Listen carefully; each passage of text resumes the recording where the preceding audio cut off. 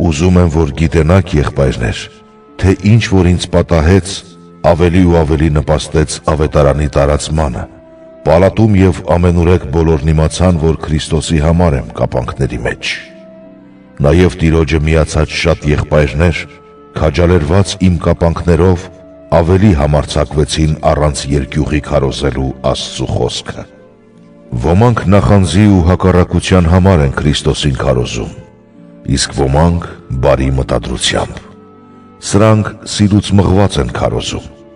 որովհետև գիտեն, որ ավետարանի պաշտպանության համար եմ կապանքների մեջ մնում։ Իսկ նրանք Քրիստոսին են քարոզում հակառակասիրությունից մղված և ոչ թե մաքուր սրտով, որովհետև կարծում են, թե այդ ձևով նեղություններ են ավելացնում կապանքներիս վրա։ Բայց ինչ կարևոր է, ինչ ձևով էլ լինի, պատրվակով թե ճշմարտությամբ, Քրիստոսն է քարոզվում,